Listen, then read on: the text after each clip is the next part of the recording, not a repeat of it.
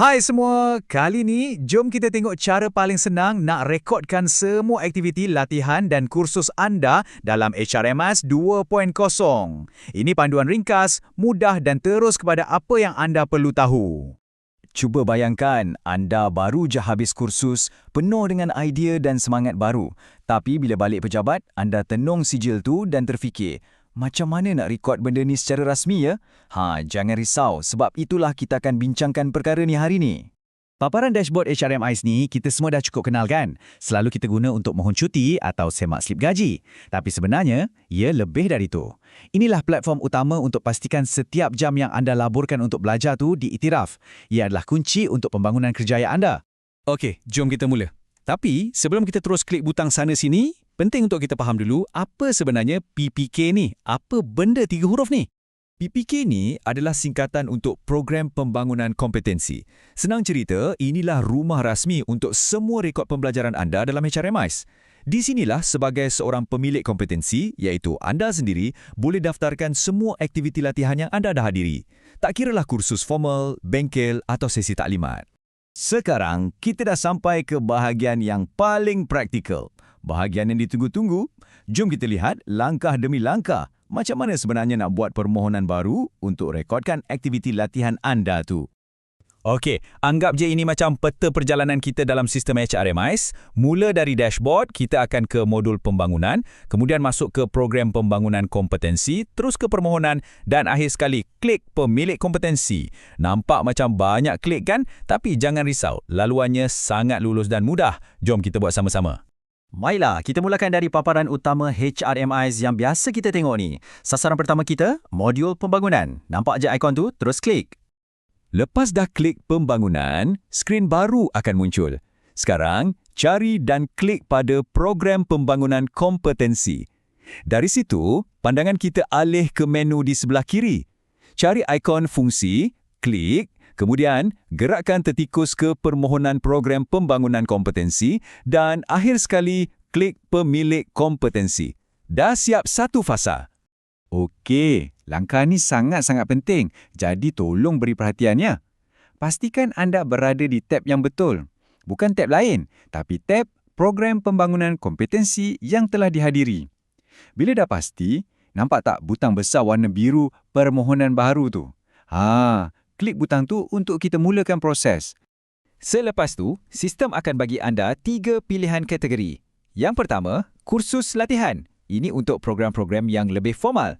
Kedua, sesi pembelajaran yang ni sesuai untuk aktiviti macam taklimat, bengkel atau convention. Dan yang ketiga, pembelajaran kendiri. Contohnya macam kalau anda dah habiskan kursus online di EPSR, pilih saja mana satu yang paling kena dengan aktiviti anda. Okey, sekarang masa untuk isi borang. Nampak tak ruangan yang ada tanda bintang merah kecil tu? Itu maknanya wajib diisi. Pastikan semua butiran macam nama kursus, penganjur dan tarikh tu sama betul-betul macam yang tercatat dalam sijil atau surat jemputan anda. Ambil masa sikit dekat sini ya, biar tak ada kesilapan. Lepas dah siap isi semua maklumat, kita sampai ke langkah yang paling kritikal, muat naik bukti. Tanpa dokumen sokongan, permohonan anda tu tak dikira lengkap tau. Dan ingat, sistem ni hanya terima fail dalam format PDF atau PNG sahaja. Jadi sebelum muat naik sijen ke, gambar senarai nama ke, pastikan format fail tu betul dulu. Dekat bahagian bawah sekali, anda akan nampak 2 butang penting, simpan dan hantar. Apa beza dia? Senang je. Kalau anda klik simpan, ia macam kita simpan draft email. Kerja kita selamat tapi belum dihantar. Boleh sambung edit lagi nanti.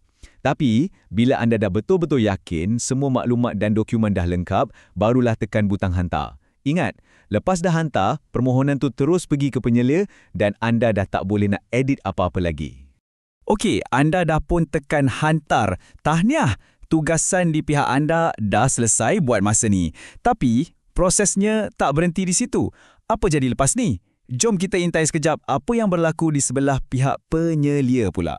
Jadi, bolehlah tarik nafas lega sekejap. Kerja anda untuk masukkan data semua dah pun selesai. Ibaratnya, bola sekarang berada di gelanggang penyelia anda untuk tindakan mereka yang seterusnya.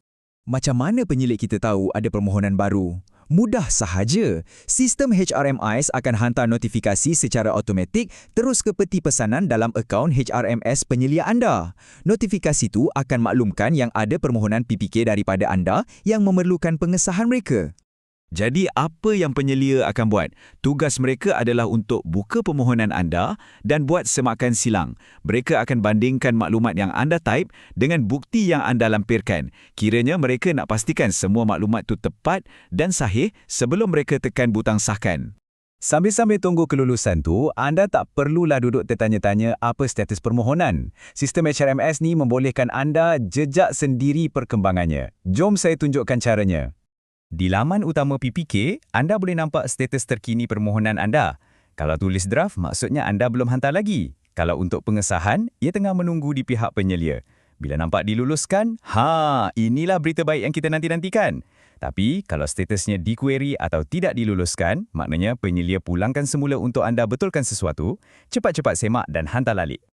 Okey, katalah anda nak tengok balik semua rekod latihan yang dah pernah diluluskan sebelum-sebelum ni. Senang je.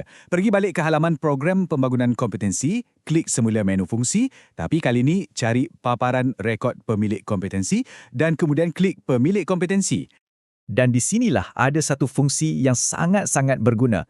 Dari paparan rekod ni, anda boleh hasilkan dan muat turun laporan penuh semua latihan anda. Boleh pilih nak format PDF, Word ataupun Excel. Ini memang sangat membantu, terutamanya bila tiba masa nak isi laporan nilaian prestasi tahunan atau nak kemaskini portfolio kerjaya anda. Jadi, sebelum kita akhiri, saya tinggalkan satu soalan untuk anda. Rekod latihan anda dah dikemaskini ke belum?